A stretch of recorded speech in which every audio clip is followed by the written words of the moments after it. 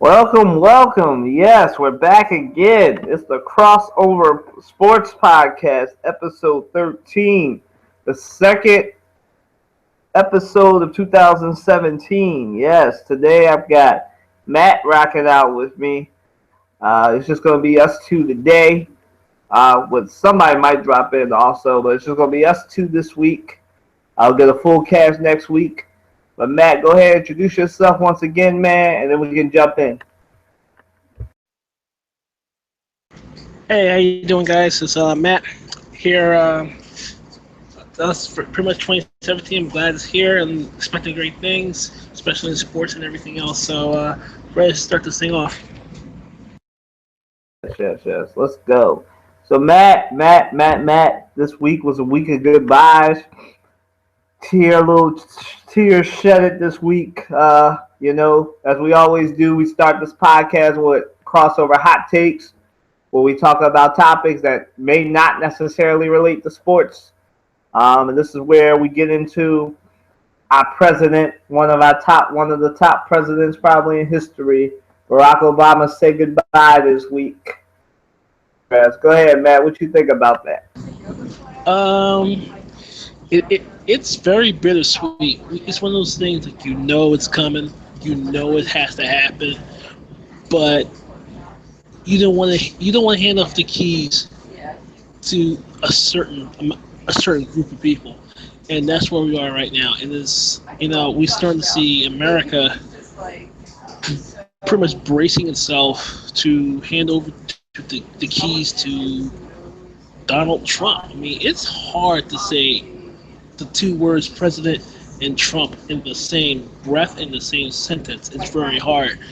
And watching this farewell address, was very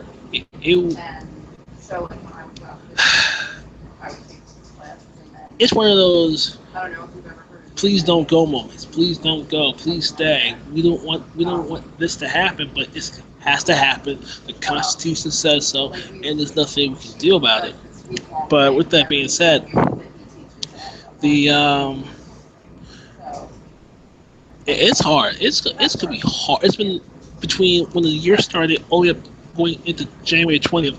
It's gonna be hard to let go. But once that day comes, there's nothing we can say or do about it because it's here, it's coming. We know it's gonna come to an end. But unfortunately, we have to hand the keys over to Donald John Trump. And though that we need we're already gutting his legacy by way of trying to repeal and replace Obamacare, but that's another story. It's hard. That's what I can say. It's hard to fathom that it's coming. It's coming, and we have to come to grips with it. So, with that being said, it's hard. It's hard to let go of pretty much one of the coolest, dopest, relatable presidents that we ever had in recent history. That's my take on it.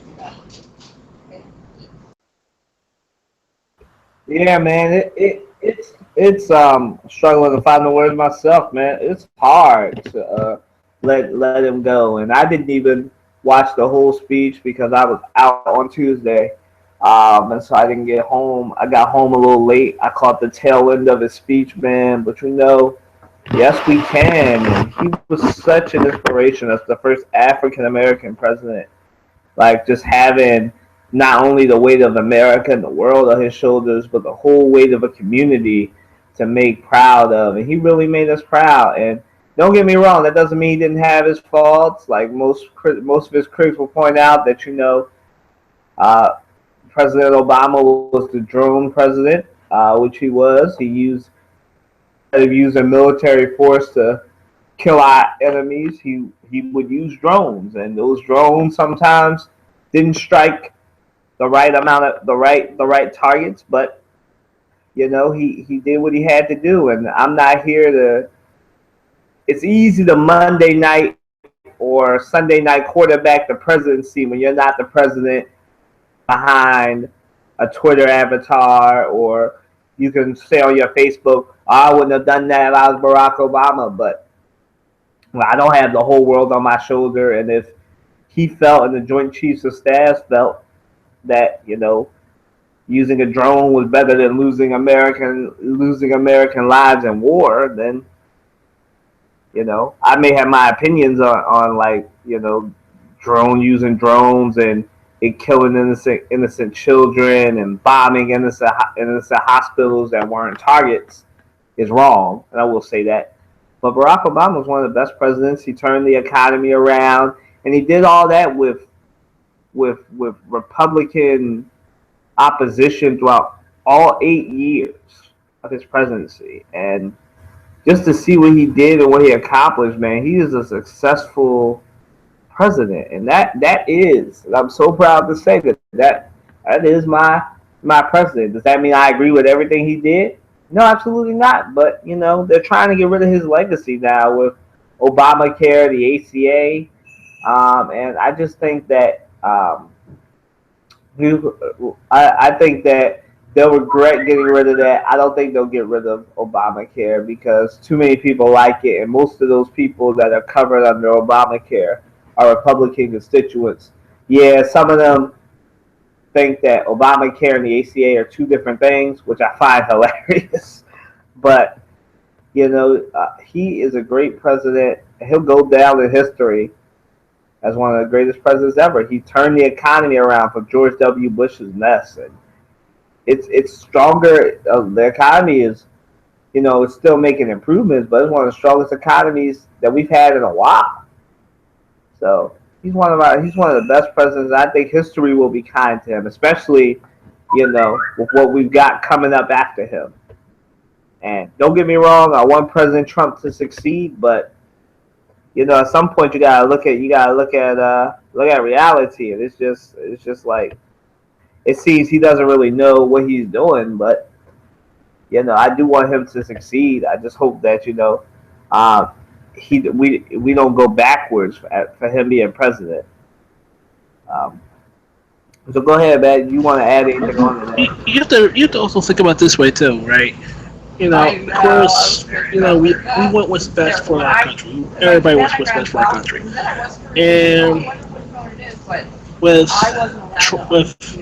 Donald Trump coming in to take over to run the country for the next 4 years, I mean, for a lot of people, it is hard to fathom.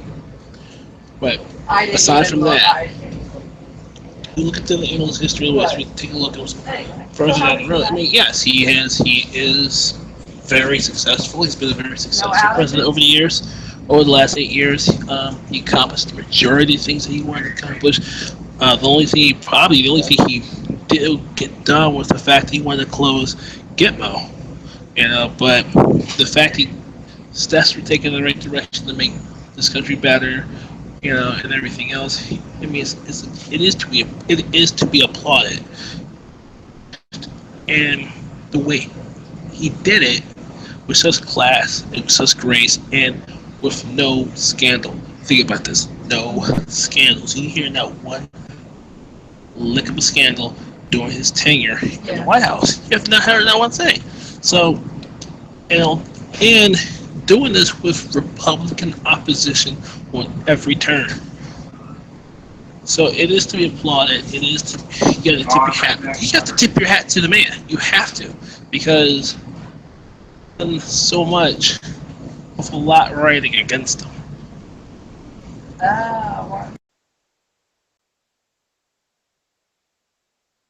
True, and like I said, with all that opposition, all that different things coming against him, all these people say he's the worst president ever, and all that stuff. And I still will say the worst president ever is the president that was the only president that got us into a Great Depression. Now, I predict. That's Hoover. Yep. I predict that since history and the past tell us that the last three times, count them, last 3 times Republicans ran all phases of the government. The last time was 2008, and we all know, well, not 2007 into 2008, and we all know what happened with that. That was our borderline Great Depression / Great Recession. Before that was the Great Depression under Hoover, and before that was another mini depression. So there was 3 times where we were in borderline. One time we were in a depression. 2 times we were in a borderline depression. The last time you had Republican rules, and so I don't understand why people, whether they be Republican or Democrat or independent or politically agnostic, whatever they want to call themselves, I don't understand why anybody's rejoicing when you have somebody. And this will probably be my only shot at Donald Trump. I can't make no promises. That has gone bankrupt 6 times. The more things keep coming out about how he's basically controlled by Russia.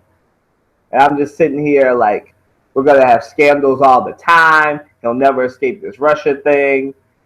Everything that he'll do, that our economy will fluctuate because he'll try and help Russia and himself. And people want it run like a business. And people just have to face facts. When you try and run countries like the United States like a business, you're going to see more brutal honesty about how our system is run, where our system basically is run off the have-nots while the haves get more. And I'm really interested to see how people react to that. But I also think that most people won't be able to handle it. And so there'll be undue backlash on Barack Obama instead of backlash where it needs to be on Donald Trump and the Republicans who are gutting everything. So I have nothing else to add. So, Matt, if you want to add something, then we can move on. I could go on for days, but let's keep it rolling. All right, yes, we're gonna move right along. Moving right along. Gonna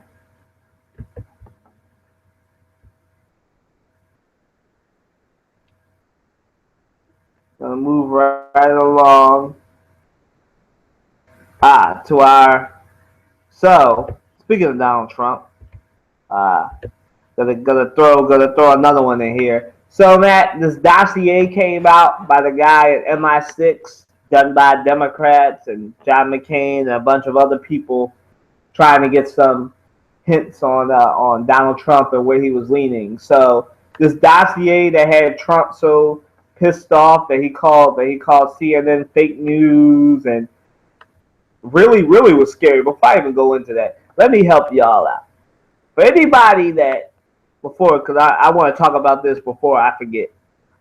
Anybody, yeah, I'm mad I even said that. Promise I wasn't going to take any more shots at Donald Trump. I lied. To anybody who was rejoicing this week because Donald Trump shot down CNN and didn't let them ask a question during the briefing, I want you to understand that this is how we go from a democracy to a dictatorship. When y'all allow this man, I don't care how much money he got and whether he's our president or not, when you allow that man to shut down CNN, a legitimate news source, you know, they may do some shoddy reporting sometimes, but most of the time they're pretty accurate with what they come out with. And y'all gonna just let that man shoot down CNN and call them fake news. And I see people on Twitter and Facebook rejoicing, saying, yeah, that's right, Trump. I saw somebody say something stupid. I forget who it was. I think it was Rudy Giuliani who said some stupid foolishness like this. Donald Trump is going to get us on our way to a free press. I was just like, Rudy. That's not when that 11's been on your brain for the last 14 years. But Rudy, like, no, that's not how we get a free press. Matter of fact, that's how we go on our way to a dictatorship where we have a state-sponsored press like Russia, like North Korea, and like China. So while anybody was celebrating the fact that Donald Trump shot down CNN this week and making it seem like that was the greatest thing ever, it's stupid and it flies in the face of the Constitution that, you know, honestly, I think most people who were rejoicing this week haven't read. Yeah, I said it. You haven't read it. And you know, just that. So I just had to get that off my chest. So go ahead, man. I'll let you talk about this dossier and what you think about it. first of all, let's get this right, okay? Number one, for anyone to think that there's gonna be free press, you already had the free press in the First Amendment. Duh. Number one. Number two, to call cable news network CNN fake news, it's absurd. It's really absurd. I will admit sometimes there's some stuff on CNN I disagree with altogether, but it is a credible news source. It really is. So here you go. Donald Trump is so scared of the media.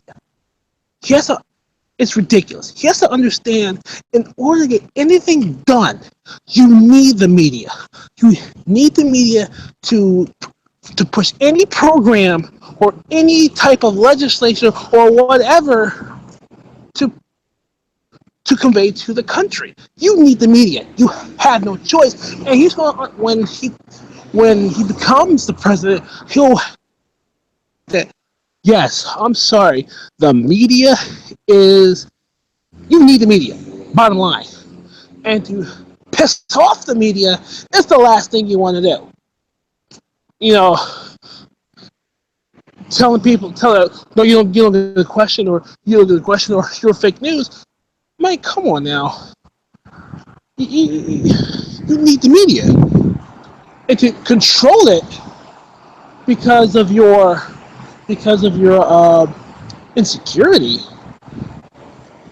is childish. It's very, very, very childish. So, as far as that's concerned, he needs to put his ego aside. You're working for 300 and speaking for over 330 million Americans of different backgrounds, creeds, colors, races, religions, you name it. You're speaking for those people, and the last thing you need is to piss off the media. You piss off the media, you done lost the country, and therefore you need the media. And the way he's running this country right now, the way he's going about it right now, he ain't even got the keys to the office yet. He ain't get the keys to the White House. And already scandal after scandal after scandal. I'm like, guys, it's TV at its finest hour. So this is what the American people wanted, even though the popular vote said otherwise. And this is what we got for 4 years, for at least 4 years. This is what we have to deal with. This is a man who really does not understand how the country operates. Bottom line. So, time's yours. Yeah, man. I mean, he's a very interesting man, and I'm really trying to stay away from insulting our next president. But he makes it so hard to not insult him. Like, it's just, he makes it easy on himself because the jokes write themselves, the insults write themselves. You can't help but to dig your own hole. He's doing just that. You can't sit here and say, well, don't touch the shovel. Whatever you do, don't touch the shovel. He's touching the shovel and digging his own hole. So you really can't say, well, I can't try to insult the president. He's doing it for you. yeah, just the incompetency of this future administration has me wondering. I just wonder at this point, maybe I should find somebody who actually say they voted for Trump and maybe interview them and try to keep my judgment to myself. Maybe that's what I'll do. I really need to. I really just need to understand. Is there buyer's remorse yet? Because I didn't vote for him, and I had buyer's remorse as soon as I found out he was my president. That next day I woke up. So, I just want to know, what's it gonna take? Do y'all need to lose your health care because that's coming? What is it gonna take? Do we need a borderline depression again? What's it gonna take for us to understand that sometimes some good ideas are better left never happening. You should never have business people running the government. And yes, I know This administration hasn't happened yet. There's still a lot of time. We'll see if having a bunch of billionaires and Ben Carson running the government, we'll see if that actually works out. I don't think it will, but I'll be happy to be proven wrong. So, I don't understand why people are so excited about this happening. I know it's a wet dream for some people that have business people running the government, but it's really not going to happen. It's not going to end the way you think it'll end. And I'm not against business people in politics. I'm not against it at all. And in fact, there's nothing wrong with it. But you have to understand, when the business and politics, though they do coincide in some sort of way, it's still separate nonetheless. Because with business, you're running a corporation, you're running a company. Versus politics, you're representing the people. When you run a business, you're more private. Versus politics, when you're more a public figure. So even though they do mix here and there, but at the same time, it's separate nonetheless. And that's where Trump right now, the line is getting blurry by the day. Also have to remember, and this is something that I think a lot of people overlook, when it comes to businesses, whether they be small, medium, or big, they're all out for number one, which is that profit. And with Donald Trump, this plays to your point too, where you talked about the conflict of interest getting murkier by the day.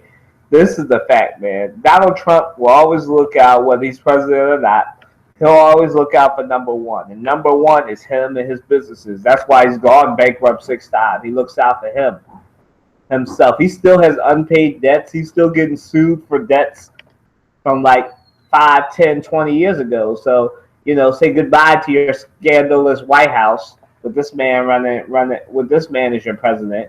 Also, it's just like I'm tired of hearing people say like, oh, this means the government's going to be run better because it's going to be run by business people. There are businesses currently right now that probably have as much debt, if not more debt, in this country, right? And they're run poorly, but they run well because they're beholden because they have billionaire to trillionaire shareholders who could afford to prop the company up. Or they're propped up by the government with bailouts, which they eventually pay back, like the auto industry was by Barack Obama. So, it's very, for me, it's very difficult for me to see the business side and see how it's run for profit and everything, and see that actually work it out for our country. But like I said, I'm happy to be proven wrong. And so, anybody who's a Trump supporter listening, this is not a shot at your candidate. Well, it kind of is, but your candidate kind of dig your candidate probably digs, like Matt said, digs these holes for himself. It's just hard to pass up, even when the facts tell you different. So, but on this to this dossier, and then we'll move on to more sports. This dossier thing, if it's real, now it should be stated that this dossier thing that says a couple of different things, that there's a Russian company that Trump owes $260 million to, and owing these people money is like owing the Russian mob money. So I should stress again that this is unverified information. Nobody's been able to verify this yet, but it has come out that President Obama, Vice President Biden were briefed on this. Now Donald Trump, they said it was in the briefing that Donald Trump was given, but it wasn't discussed. Apparently it was discussed privately with Obama and Biden, so they've known about this for about 2 weeks. So this is a surprise to them. It's just a surprise to us that this dossier exists, and that John McCain, of all people, was the one who said, "All right, investigate this and let's see what we get." And he was the one that presented this to the CIA and the FBI and everything. So he's really the one that initiated this. This was not Hillary Clinton or anything that people will say from now on. This was John McCain. So yet another person that Trump pissed off who found out information about him. So, to his dossier, if it's true, it's very damning. It seems like impeachable stuff. If this is the case, but I should stress again, it's unconfirmed reports, and y'all might as well be prepared for this. We got a president that's probably going to be tied to Russia for the next, a future president that's going to probably be tied to Russia for the next 4 years.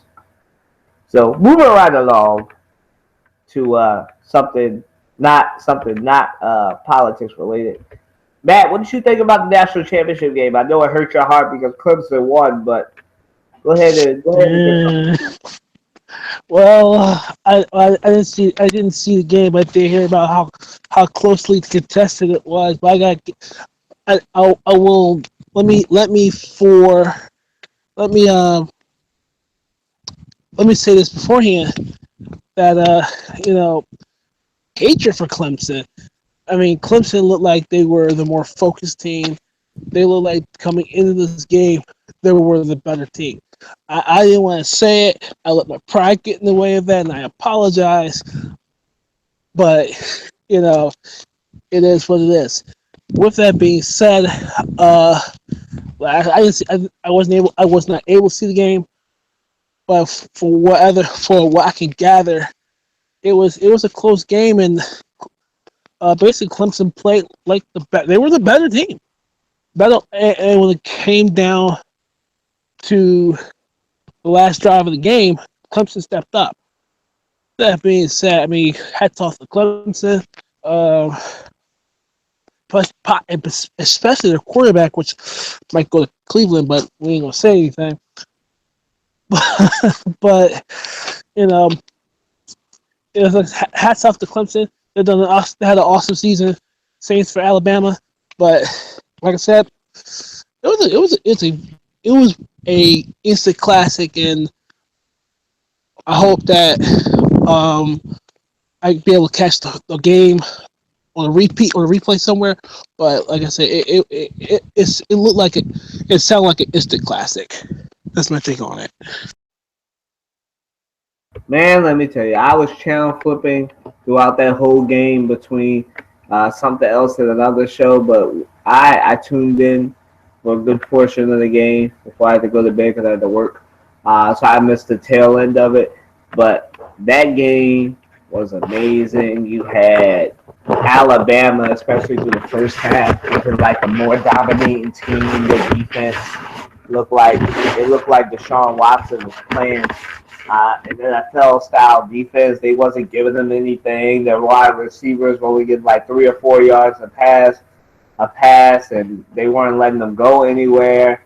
It was looking deadly for them. But then Deshaun Watson stepped up, scored that touchdown to cut it down to 7 points, and then in the third and fourth quarter, Clemson just woke up and dominated because they started playing the quicker no huddle stuff and tiring out Alabama's defense, and that's what ultimately won them the game. They maintained ball control.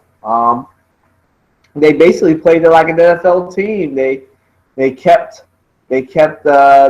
Alabama's offense off the field and just wore out the defense basically, and that's what wound up winning the game. Besides Deshaun Watson just playing out of his mind, and I just think that with that game, he proved that he's one of the best quarterbacks in college football, if not the best quarterback in college football.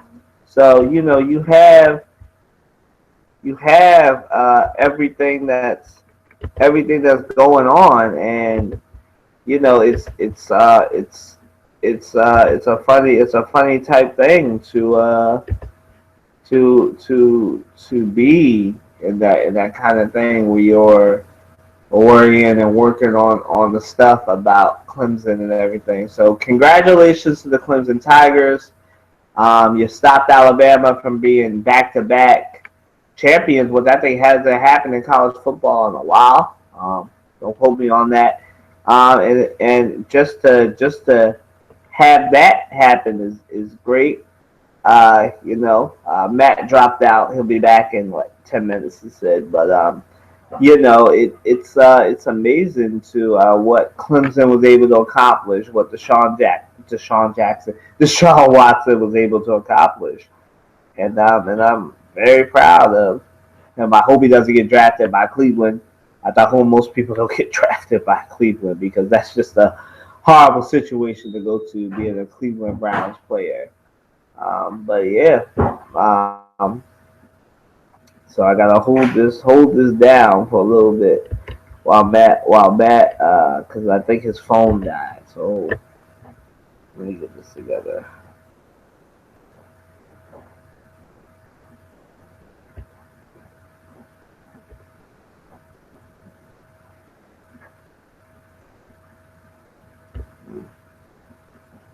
Yeah, so it's Deshaun Watson, one of the best college football players ever. I think I kind of answered this question already.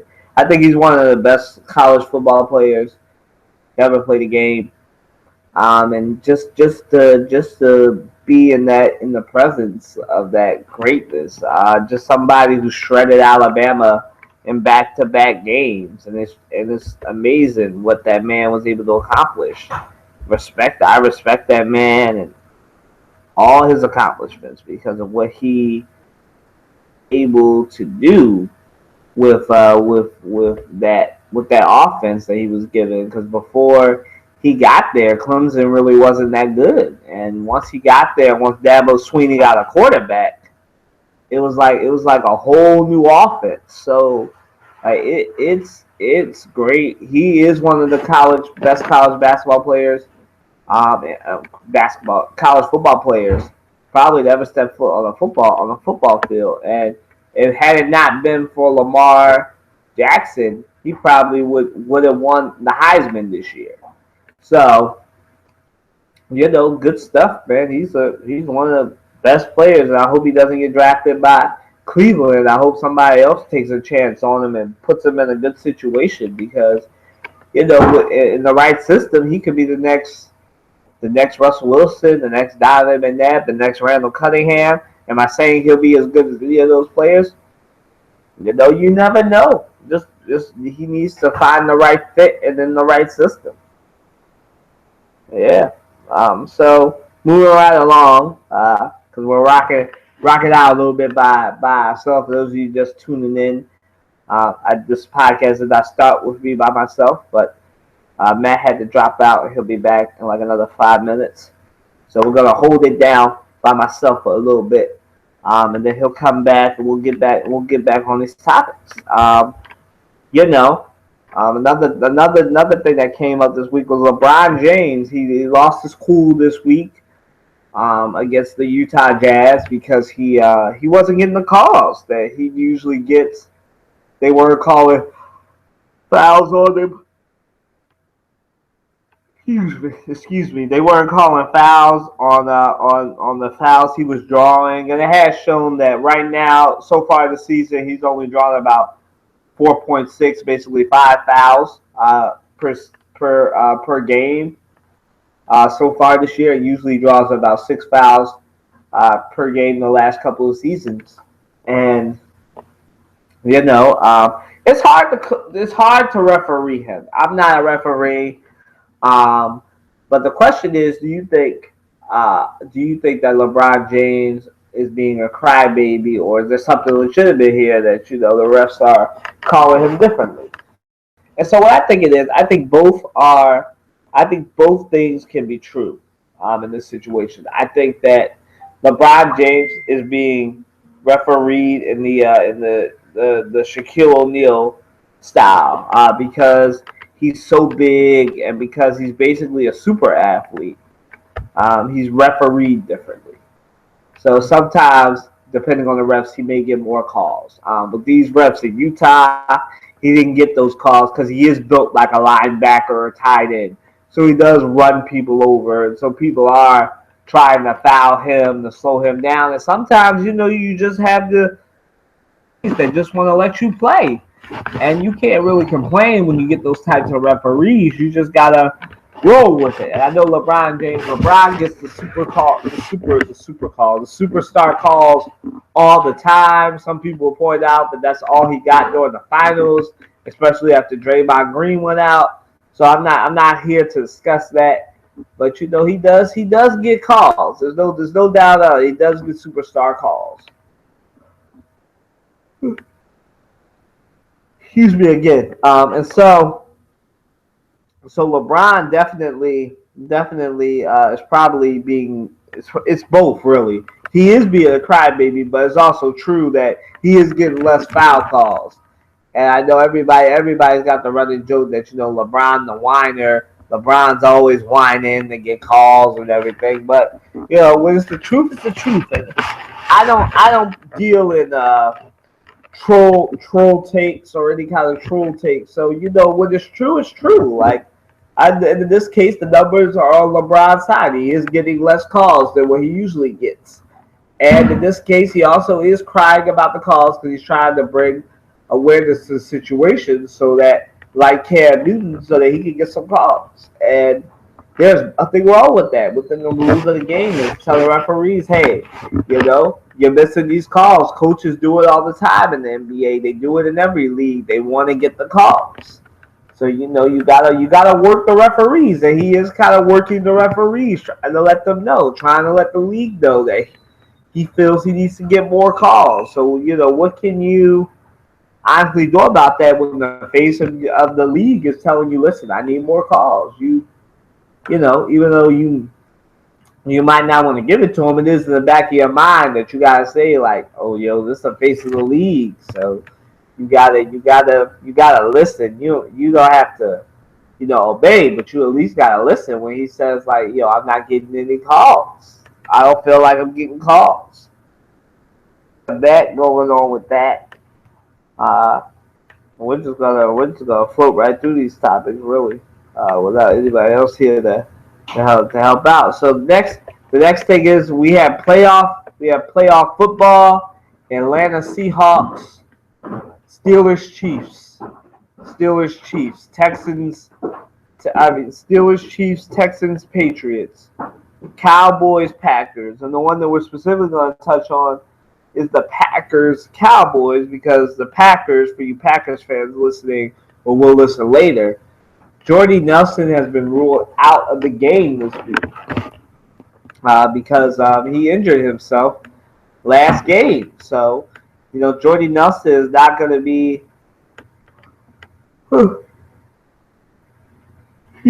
Excuse me. Is not going to be ready to go this week, and so Aaron Rodgers is missing one of his best weapons, and he's coming in there, I guess, a well rested and well prepared. I hate saying that, Dallas Cowboys team that's, like I said, well rested and ready to play. It's been gearing up for the Packers for basically the last 2 weeks. So, what my prediction is for this game is, even though I want the Packers to win, and I want the Packers to win badly, I really think the logical sports commentator and fan in me is telling me to just go with the Cowboys, even though I don't like the Cowboys, being an Eagles fan. I just feel like the Cowboys. So here are my picks for this weekend. The Cowboys win. The Seahawks, Patriots, Steelers. So I think you'll see Seahawks. It'll be just like I told y'all. Seahawks, Cowboys in the NFC Championship game. Patriots, Steelers, because that's what we all want to see. Let's be real. Patriots versus the Steelers. And so I think it'll be a rematch. I think it'll be Patriots, Seahawks in the Super Bowl. Yeah, I'm gonna pick NFC weekend before it even happens. Seahawks and Patriots. That's my pick for the Super Bowl. And not only that, but you also have the Super Bowl. There's a lot of things going on with that. So that's my Super Bowl picks. Also, breaking news that came out this week. Not really breaking. It's a couple days old, but there's a new semi-pro. It's called the Pacific Pro Football League, and so it's going to be based in California. You're going to have 4 teams, players who want to go to who can come straight out of high school, They can earn $50,000 and be coached and play under NFL type talent and be developed. So the league is coming into existence and is being set up to be in that gap between the NCAA and the NFL product to get players ready for the NFL. And so I think this is a great idea. I think paying the players $50,000 to come and play football and learn under them. And don't get me wrong, I'm pro education all the way. But since most of these athletes that end up in the NFL don't really use their time to study, they're usually in the weight room buffing up for the game. So, you know, anything that will, excuse me again, anything that will enhance the product and put pressure on the NCAA, I'm all for. And I think this new league will definitely put pressure on the NCAA, and I am all for that. I think that the NCAA should have pressure on it from now until the world ends because of what they do. They make bank off of these kids, and everybody gets paid. The colleges build new stadiums, they get new coaches, pay them exorbitant amounts of money just to coach and get the best skills out of these players who aren't really getting anything, and they say vacation. And I have a lot of friends. I had, and still have a lot of friends who are student athletes, and they tell me all the time that they spend more time in the gym than they do in the classroom because that's what they're there to do their sport, get recognized, especially basketball and football players, to get to some of them who are really good to go to the next level. They're not there to learn. So if you're the NCAA and you're saying that we pay them in education, that's kind of not true because how are you get educated when you spend more time in the gym than you do in class? They have tutors. They get the best thing. They get the best thing ever. This is no knock on the athletes. This is just what they're given. And so you have all that. Everybody makes money except the players. And I think it's time for that to end. And I think this league is a great way to get the product that the players and the fans really deserve. Is to have the college football players be paid. Now, if you don't want to pay them weekly or every 2 weeks, then fine, give them a stipend. You do it. I've said this on this podcast before. If you do it for the residential assistants, you give residential assistant stipends. You can give college athletes stipends. I don't care what anybody says. You can definitely give the college athletes stipends. And it won't be any big deal. Like just give them the stipends. Give them the stuff. And now that I feel now that there is an alternate an alternative to the NCAA and going to play college football, I think a lot of people will a lot of players will take the heads of that league up on their offer to come play for them in sunny California, and you're getting $50,000 to play the league network and do all that stuff. I'd take it. There's no way I wouldn't take it. Take it. Take what you can get, guys. Because trust me, the NCAA will take everything you get. They have a lobby now that they set up to lobby against rules and legislation in Congress that would benefit the players because they want to keep amateurism alive. But I think the NCAA's pointless pursuit of this is killing their product because the product in college football, really, to me, it's good, but it could be so much better. But you have these players that are more interested in getting their money. So let those players have their own league, and the players who value, I don't want to say value, but want to be together, want to be with their friends, want to go to public school or whatever. Let them do that, but at the same time, give them the tools that they need because I'm all for people getting their money. I'm pro money. Like if you can get your money, get your money. That's how I feel about that.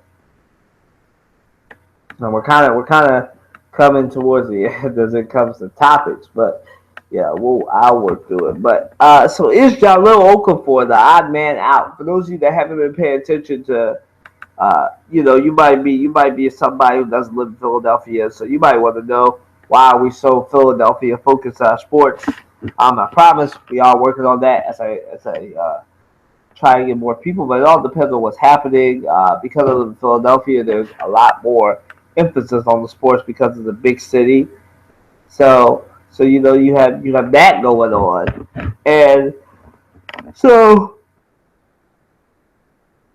excuse me, I'm yawning a lot right now. So on the Jalil Okafor front, for those of you that don't know, Jalil Okafor has only been playing 10 minutes the last four games.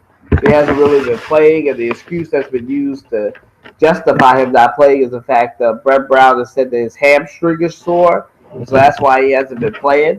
And Jalil Okafor came out and said like he feels he deserves more minutes. He feels he doesn't deserve to sit on the bench. To which I totally agree. A lot of our fans of this podcast know that on the pro Jallo Okafor, Joel Embiid together, the Xfinity Towers. The Xfinity Towers dominating the low post with Ben Simmons, and they can really have a big three. And all Okafor has to do is develop a jump shot, and Joel Embiid needs to learn how to play with Jalil. But in recent weeks, this hasn't been the case. They've been rolling out the Sixers have been rolling out Nerlens Noel, Irsai Ilyasova, and other people to play opposite Embiid in the power forward position. And really, out of those two pairings, the only one that's really worked is Irsai Ilyasova and Joel Embiid because that's been a good offensive and defensive combination. And Jallo Okafor isn't really known for blocking shots or being that presence down low. But I definitely think time off and uses time off wisely. He's developing a jump shot to have more of an outside field. I'm not saying he needs to be like Jallo Okafor and take the three. I just think a good mid-range game, like a corner, two-pointer, nothing too complicated, backing down, working on your low post moves and everything. I think that'll definitely like help the product and help what's going on. So I definitely am pro Xfinity Towers with Joel Embiid and Jala Okafor as the main focus of the offense, of the main focus of this big three. Even though Ben Simmons will come in and he'll also be the main focus, but I think that's definitely a dynamic duo, dynamic trio, really. But a dynamic duo where you have Embiid, Okafor, and Simmons, and I think that will get the Sixers to the playoffs. They'll get the Sixers hopefully to a finals victory very soon because you build, to me at least, you build from the inside out. I know with some teams they do it the opposite way, they do it from the outside in. But teams like that have Steph Curry, LeBron James, Kevin Durant, Russell Westbrook. They can afford to, wait a little bit because they have superstars. In some cases, more than one superstar. So you have so much going on. But the question is, do you think Jalil Okafor is the odd man out? And to be honest, I really wasn't thinking about that. But as the weeks and months have gone on, I'm starting to see that whoa, maybe Jalil Okafor is the odd man out, especially when you have him basically sitting on the bench these last few games while Embiid, Noel, and Ilyasova play around and get to know each other better. He's been held out because of hamstring soreness, and if that's a legitimate thing, and his hamstring was sore, then more power to him for sitting out and letting the team play out as it is. But he might have lost his spot. And I really do. I don't think he's the odd man out, but I'm starting to. I'm starting to come around to the fact that he may be the odd man out. I was watching the Sixers game today, and they were talking about, well, what's Okafor's future? They had all these people debating Okafor's future, whether he'll go to Boston, whether he'll go to LA, the team that he originally wanted besides us, LA. And I really do think that he might end up in a whole new uniform, and that would be a shame to have him end up in another uniform. So you have to play it out, to do it right, and just seeing what's going on, it's kind of weird to say the least. And like I said, Jalil Okafor seems like it's the odd man out, and I don't really like that because I think personally that we can get a lot more for Nerlens Noel than we can for Jalil Okafor. Nerlens Noel would be a more balanced trade because then we would trade for defense and offense because we need a point guard. With Jalil Okafor, you're basically trading offense for defense where you'll have Noel as a rim protector, but probably no offense around him, no inside presses around him. So Jalil Okafor does a lot for this team, and I can't wait. They play Lord willing tomorrow. They play the Washington Wizards, and this is scheduled to be now. Embiid is not playing for you Embiid fans who are going to the game or planning on watching it. Sorry to break your heart, but Embiid will not be playing. Still on the minutes restriction, so no back to backs. None of that yet. But he's been doing the thing, and I think that Jalil Okafor, he needs to stay as not the odd man out in this situation. He needs to be there. He needs to bring it, and I really do. I hope he brings it. Like tomorrow, I hope he drops 20 or more points. I hope he breaks. I hope he gets the rebounds. I hope he blocks the shot. I hope he does everything that he needs to do to make sure that Drexel team, not the Drexel team, the Sixers team has something that they can look forward to. The Sixers fans have something they can look forward to for the next 4 to 5 years, and everything that they'll have to look forward to. And so I'm excited about that. And speaking of the Sixers, before we move on to ours, it's really going to be a short podcast today because there's a lot going on in the sports world, but I kind of covered it, being by myself, and Matt and I kind of covered it before that. But you have Joel Embiid. Is he an all-star level talent? Is he ready? I think so. The last few games he's had about 5 or 6 straight games of scoring 20 points or more, and in minutes comparison, he favors when you take in points, block shots, and rebounds. He actually favors pretty comfortably to Hakeem Olajuwon. Now, to you Hakeem Olajuwon fans, no, I am not saying he will be as good as Hakeem Olajuwon. Hopefully he will be, if not better. But he compares very favorably to Hakeem Olajuwon, and the Dream had to do a lot of that stuff, not on his own, but he did a lot of that stuff from the low post. And Embiid can do it all. He has good post moves. He can pass.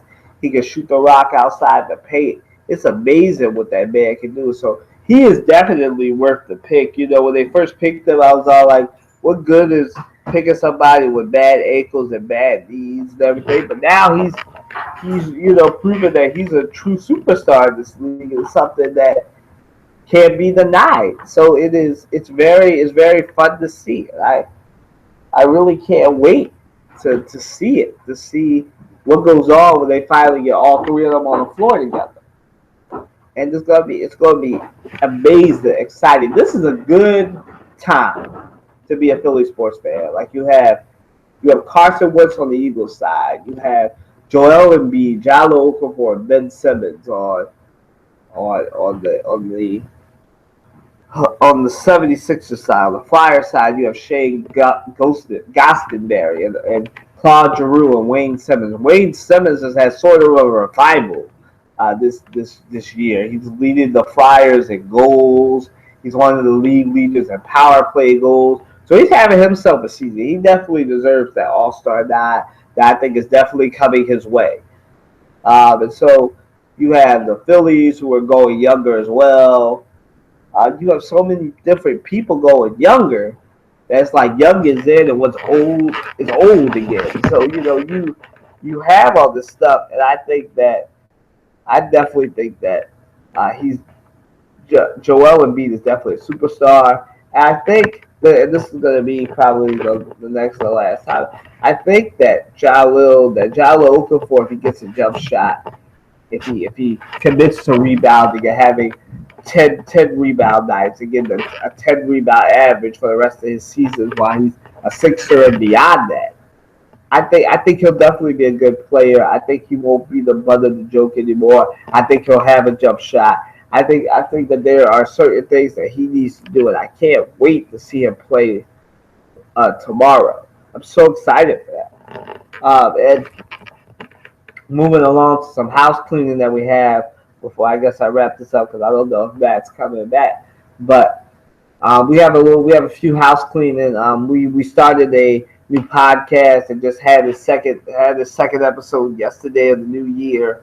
It's a brand new show. It's called The Crossover Podcast presents Blerd Talk. There's a bunch of people who are African American and nerds at the same time, so they keep up with different things: Heroes, Game of Thrones, video games, Xbox, Nintendo. It's a great podcast. I hope that you will tune in Thursdays at 8 o'clock in the evening. So that's one announcement. We have a Twitter. I don't think I plugged the Twitter, but we have a Twitter. It's at the Crossover PO1 is the Twitter handle of the Crossover Podcast. Again, that is at the Crossover PO1. So I'm so excited for that as well. We have that going on. I'm in early talks, and they're really, really early, so don't quote me on it if it doesn't happen. I'm in early talks with a couple of journalists that I know to interview them because I want to start this new series on becoming a journalist. Start a new series on this YouTube channel about that. Help people get encouraged to find their first job, new job, their in between job, whatever, to find out about what these schools are offering in journalism and communication and stuff like that. So that's coming up as well. So that's a lot of stuff, and you have the additional stuff, and the fellas don't know about this. I'm sure they'll know. It's a podcast when I see them more and more on Sunday. I'm also in the process of turning my website. For those of you that don't know, I write for a website. A different kind of website, but my own website, which will have more up-to-date articles than the website. And the other website is WatsonSportsTakes.com, and there you can look at the articles that I've been allowed to publish and just been able to fill my site up. So it's exciting it's exciting times, man, and I think that's one of them. That's one of them things, man. Like every team is on the rise here. And Joel Embiid and Carson Wentz both have the potential to be the stars of Philadelphia. They have potential to be like Allen Iverson, be worshipped in Philly, and I can't wait to see if that becomes the case. If that really does happen, but Matt unfortunately isn't back yet. Wrap this podcast up. I want to thank you guys for listening. Thank you for tuning in.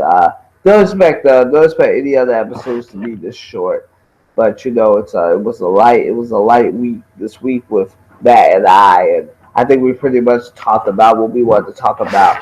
So I thank you guys so much for tuning in, or if you're tuning in now and you were tuning in at a later date, I thank you for tuning into this podcast.